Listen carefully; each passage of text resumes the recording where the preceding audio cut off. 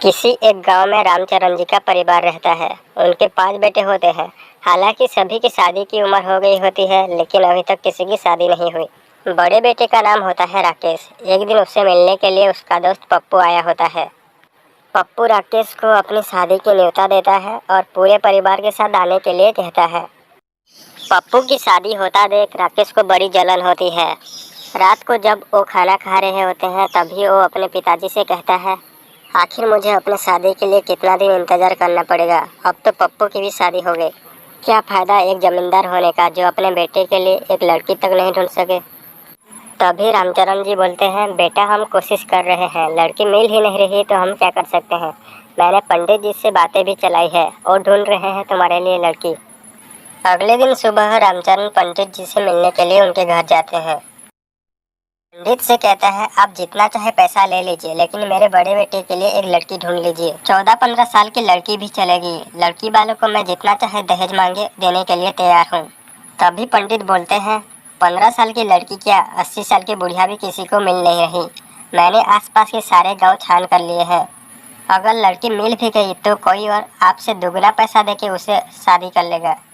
5 दिन के बाद पप्पू की शादी हो रही होती है। वहाँ पर रामचरण जी और उनके बड़े बेटे गए होते हैं। वहाँ पर सारे लोग दुल्हन को अजीब नज़रों से देखते हैं, क्योंकि उन्होंने कई सालों से एक कुंवारी लड़की नहीं देखी होती है। तभी दुल्हन के पिताजी पप्पू के पापा को अकेले में बुलाते हैं और दहेज के लिए 2 लाख रुपए उनसे मांगते हैं।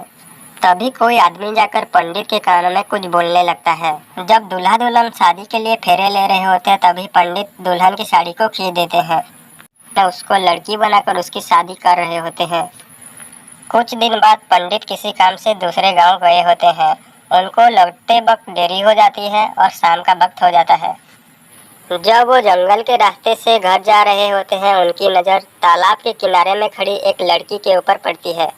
दरअसल उस लड़की का नाम होता है कल्की। वो दिखने में बहुत ही सुंदर थी और जवान भी। कल्की को जंगल में देख पंडित आश्चर्यचकित हो जाते हैं।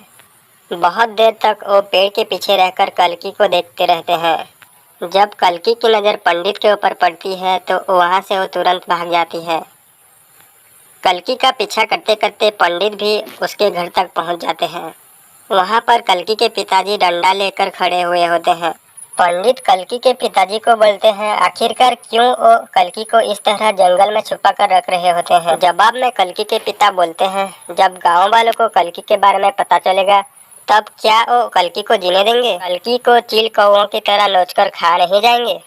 पंडित उनसे वादा करते हैं कि वो कल्की की शादी किसी अच्छे घराने में करेंगे।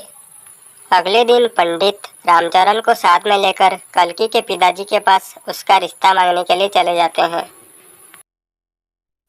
कल्की के पिता कल्की की शादी बड़े बेटे राकेश से ना करके छोटे बेटे सूरज से करने के लिए कहते हैं, क्योंकि राकेश की उम्र संगीन हो गई होती है।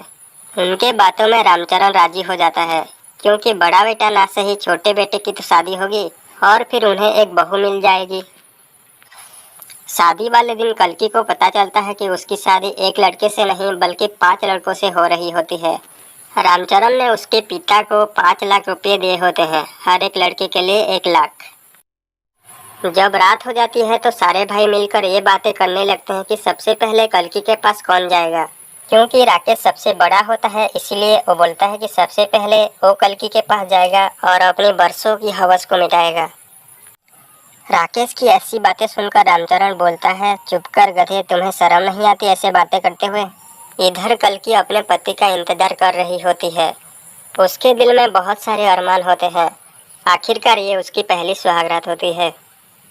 कुछ देर बाद उसे किसी के चलने की आवाज़ सुनाई देती है और उसका पति उसके कमरे में आ जाता है और फिर वो दोनों अपनी शारीरिक इच्छा को पूरी करते हैं।